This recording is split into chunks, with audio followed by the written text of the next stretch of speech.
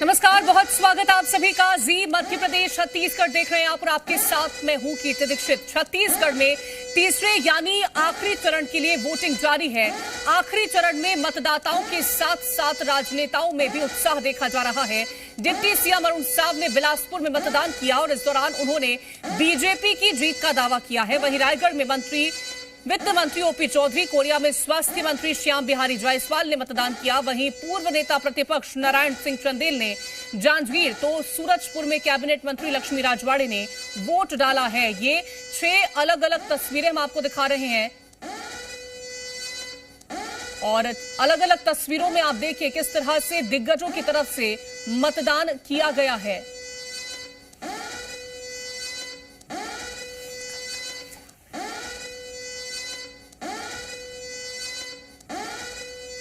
तो मध्य प्रदेश में दिग्गजों की तरफ से मतदान किया गया है। कैबिनेट मंत्रियों की तरफ से वोट डालने के लिए वो भी पहुंचे हुए थे।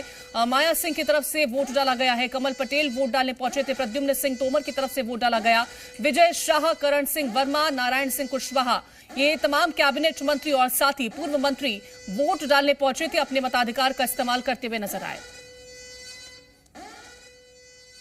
और ये छत्तीसगढ़ की तस्वीर हम आपको दिखा रहे हैं। यहां पर भी दिग्गजों ने मताधिकार का इस्तेमाल किया है। विधायक यहां पर वोट डालने पहुंचे थे। ईश्वर साहू को आप देखेंगे, पुन्नलाल मोहले को आप देखेंगे, धर्मलाल कौशिक अपने मताधिकार का इस्तेमाल करते नजर आए थे। इसी के साथ ही कांग्रेस प्रत्याशी हैं ताम्रध्वज साहू, वो वोट डालने के लिए पहुंचे थे। चिंतामणि महाराज बीजेपी प्रत्याशी हैं, वो भी वोट डालने के लिए पहुंचे थे। और इसी के साथ ही ये 6 अलग अलग तस्वीरें छत्तीसगढ़ की, जहां आज आखिरी चरण में मतदान हो रहा है। और यहां पर भी तमाम जो विधायक हैं वो अपने मताधिकार का इस्तेमाल करते हुए नजर आए थे। और इसी के साथ ही जो प्रत्याशी हैं कांग्रेस और बीजेपी की तरफ से जो उतारे गए हैं वो भी अपने मतदान का यहां पर मताधिकार का इस्तेमाल करते हुए नजर आए हैं। तो देखिए दिग्गजों की तरफ से भी मतदान डाला गया है और अपने मताधिकार का इस्तेमाल करते हुए वो दिखाई दिए, क्योंकि छत्तीसगढ़ में आज आखिरी चरण का मतदान हो रहा है। तो देखिए ये तस्वीरें हैं तमाम उन दिग्गजों की जो कि वोट डालते हुए दिखाई दिए थे। एक तरफ आपको नजर आएंगे deputy CM Arun Sao, cabinet मंत्री आपको नजर आएंगे ओपी चौधरी, और श्याम बिहारी जायसवाल आपको बता दें स्वास्थ्य मंत्री हैं। नारायण सिंह चंदेल पूर्व नेता प्रतिपक्ष हैं। कैबिनेट मंत्री यहां पर वोट डालने पहुंची रामविचार नेताम लक्ष्मी राजवाड़े आपको नजर आएंगी। और साथ ही आपको जिस तरह से कैबिनेट मंत्री हैं वो भी दिखाई देंगे। तमाम ये दिग्गज जो हैं वो अपने मताधिकार का इस्तेमाल करने के लिए यहां पर पहुंचे हुए थे। लखनलाल देवांगन, इसी के साथ ही आपको ये विधायक की तस्वीर भी नजर आएगी जो कि अपने मताधिकार का इस्तेमाल करने पहुंचे थे। अमर अग्रवाल, व्यास कश्यप, ये तमाम वो बड़े चेहरे जो कि आज छत्तीसगढ़ का जो आखिरी चरण का मतदान है वहां पर वोट करने के लिए पहुंचे थे। और धार में पीएम मोदी ने रैली को संबोधित किया और एक बार फिर कांग्रेस पर धर्म के नाम पर आरक्षण देने का आरोप लगाया। पीएम मोदी ने कर्नाटक का उदाहरण देकर कांग्रेस और इंडिया अलायंस को घेरा है। कांग्रेस ने बाबा साहेब अम्बेडकर और संविधान की पीठ पर छुरा घोंपा। हार की हताशा में आजकल कांग्रेस और इंडी गठबंधन के लोग एक नई अफवाह उड़ा रहे हैं। ये कहते हैं कि मोदी को 400 सीटें मिल गई तो वो संविधान बदल देगा। पीएम मोदी ने कहा कि मोदी को 400 सीटें चाहिए ताकि मैं कांग्रेस और इंडी गठबंधन की हर साजिश को रोक सकूं, ऐसा झूठ फैलाते हैं।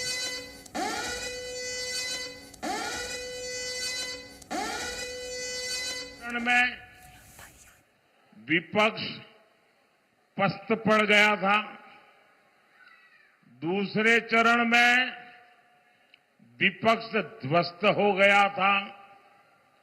आज तीसरे चरण के बाद जो इधर उधर कुछ छोटे छोटे टमटमते तारे दिखाते हैं, तारले दिखते हैं, वो भी अब अस्त होना तय हो जाएगा। मोदी 400 सीटें क्यों मांग रहा है, ये भी देश को जानना बहुत जरूरी है। मोदी को 400 सीटें यानी एक प्रकार से 2019 से 24 जो दिया उसको रिपीट करने के लिए मैं कह रहा हूं। मोदी को 400 सीटें चाहिए ताकि मैं कांग्रेस और इंडी गठबंधन की हर साजिश को रोक सकूं। और खबर मुरैना से है, जहां मतदान केंद्र 182 और 183 पर हंगामा मचा है। कर्मचारियों पर फर्जी मतदान करने का आरोप है और मतदाताओं ने कर्मचारियों पर यह आरोप लगाया है। पंचायती धर्मशाला पर काफी देर तक हंगामा हुआ और मौके पर पुलिस ने पहुंचकर सभी को खदेड़ा भी है। तो कर्मचारियों पर फर्जी मतदान करने का आरोप लगा है। मतदाताओं ने कर्मचारियों पर यह आरोप लगाया है और इसके बाद पुलिस पहुंची थी, मौके से सभी को खदेड़ा है। पंचायती धर्मशाला में काफी देर तक हंगामे की तस्वीरें निकल के सामने आई।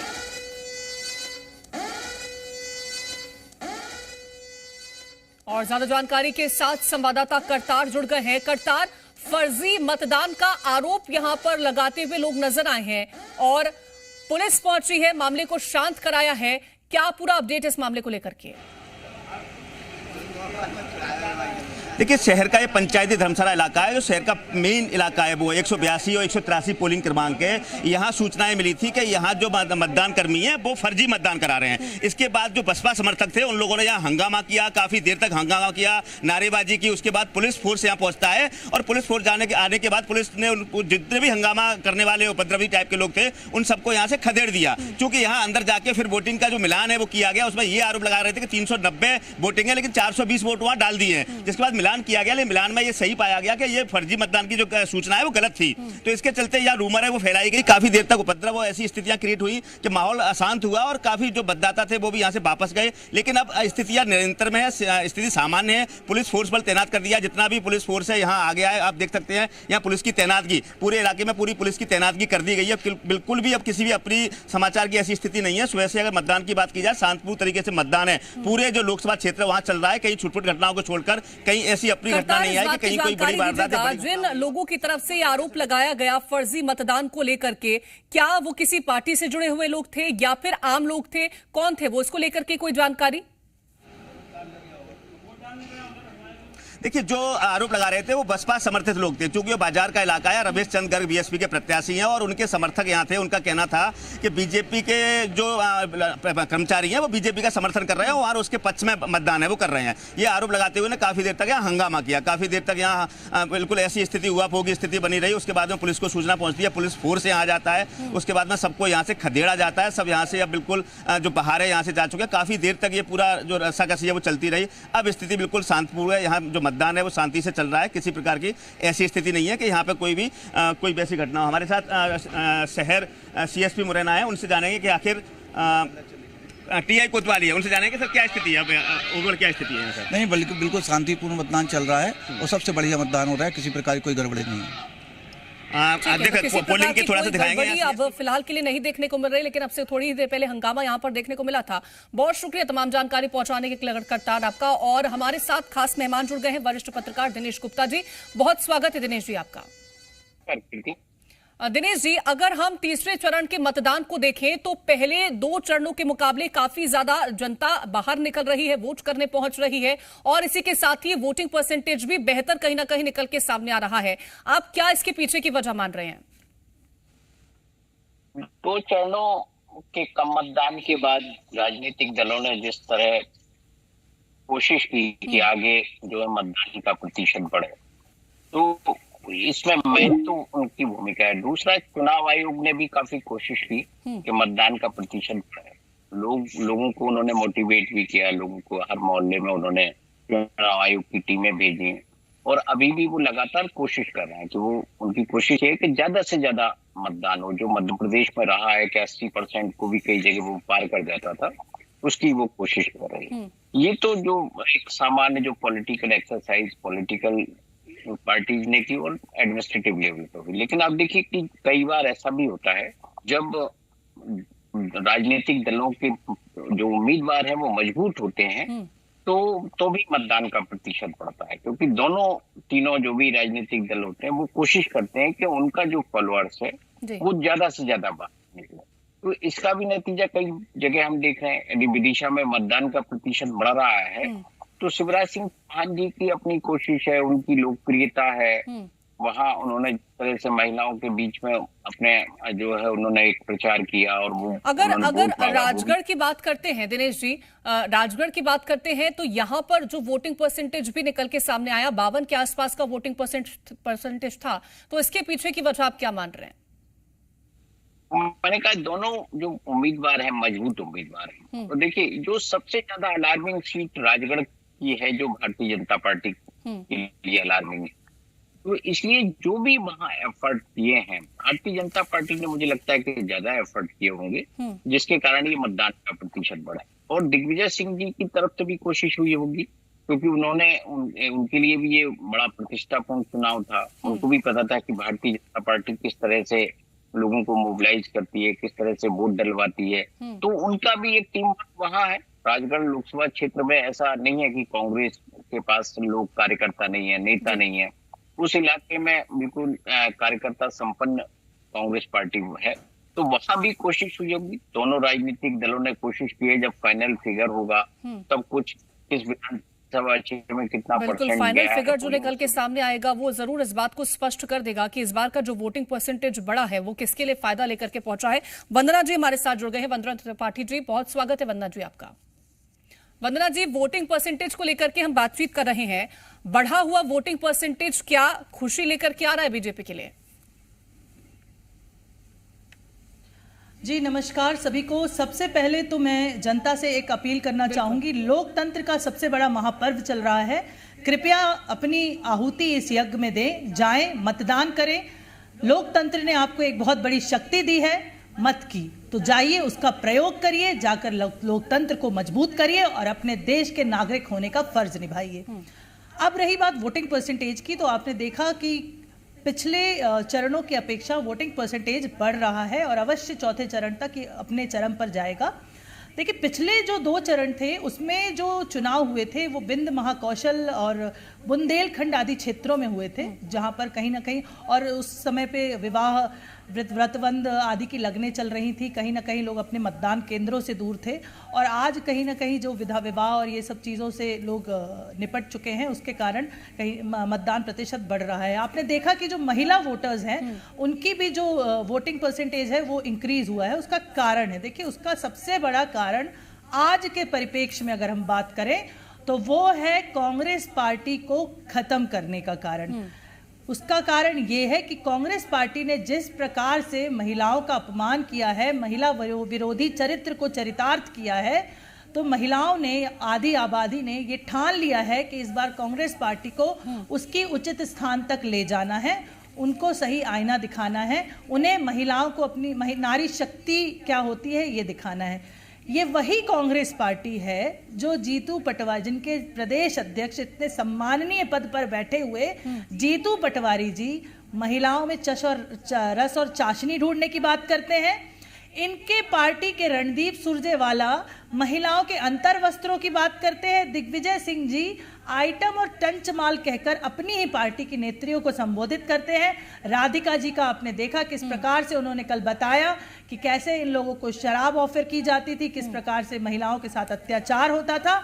तो शराब, कबाब और शबाब वाली ये जो कांग्रेस पार्टी है, इनकी अय्याशी, इनका महिला विरोधी चरित्र बाहर आ चुका है।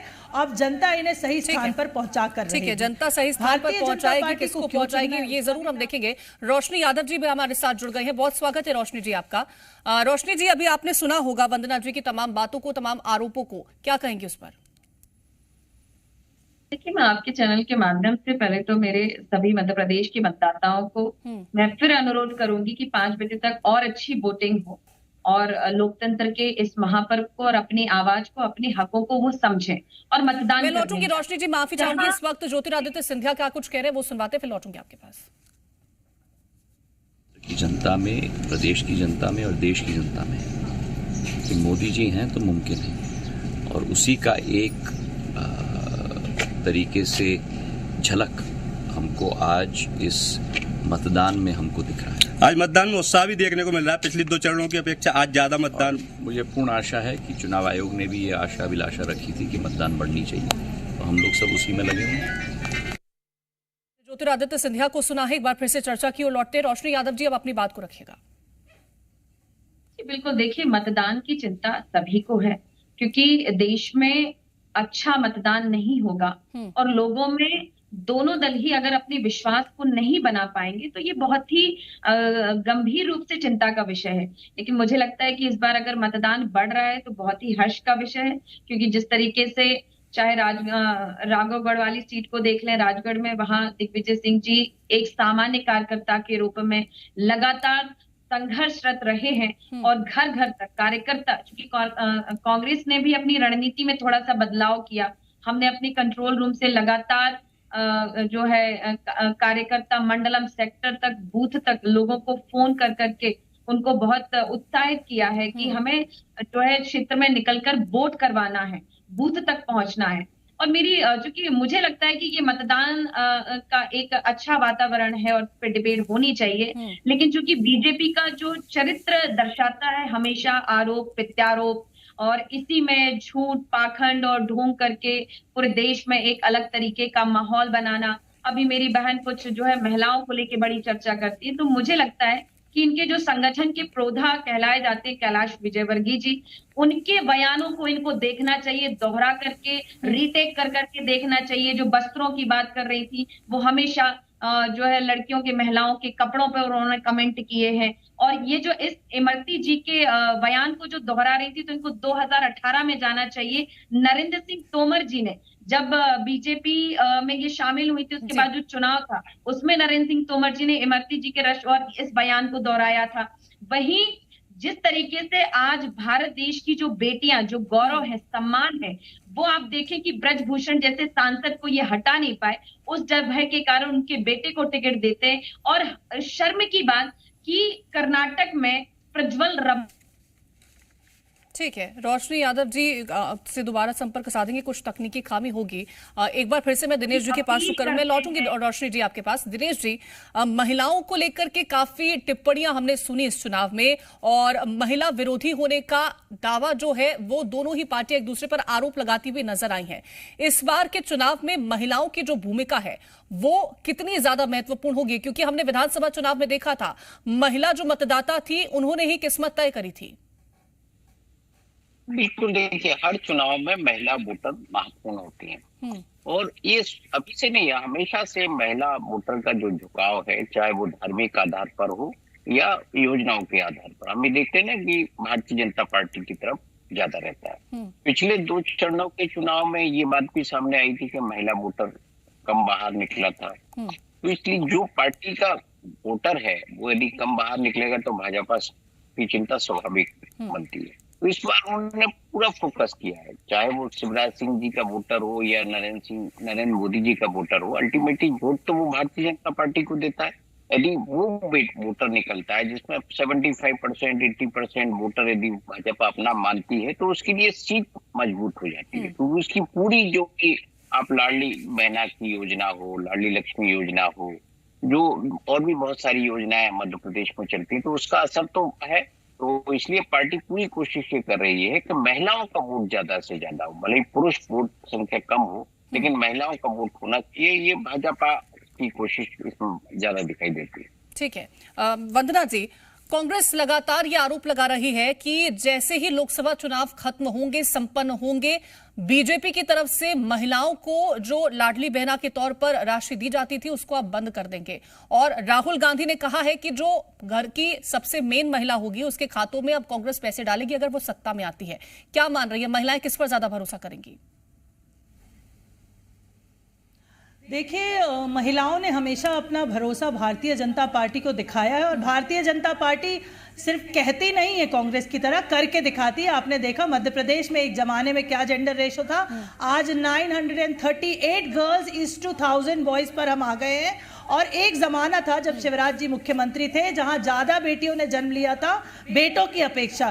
तो ये कहीं ना कहीं भारतीय जनता पार्टी की योजनाओं के कारण है कि आज लोग बेटी को बोझ नहीं समझते। बेटी बचाओ बेटी पढ़ाओ पर हम काम कर रहे हैं, ये सब बातें हम करके दिखाते हैं। उज्ज्वला के माध्यम से जो हमारे गांव की बहनें थी वो पहले किस प्रकार से आंखों के रोगों की शिकार होती थी, आज उन्हें गैस सिलेंडर प्रदान करने का काम कर रहे हैं। 3 तलाक जो कि एक जहर था उसे हमने खत्म किया। आज हमारी जो मुस्लिम बहनें हैं उस 3 तलाक के जहर से बाहर आई हैं। तो हम तो कहते नहीं है, हम करके दिखाते हैं। सेना में भर्ती दे रहे हैं, परमानेंट कमीशन दे रहे हैं। आपने देखा 16,000 लोग मातृ वंदन योजना का मध्य प्रदेश में लाभ ले रहे हैं। 11 करोड़ के जो मुद्रा लोन दिए गए हैं उसमें से 55% महिलाओं को दिए गए हैं। तो हम तो ये महिला और लाडली बहना योजना को तो इन्होंने विधानसभा चुनाव के बाद भी बंद कराया था।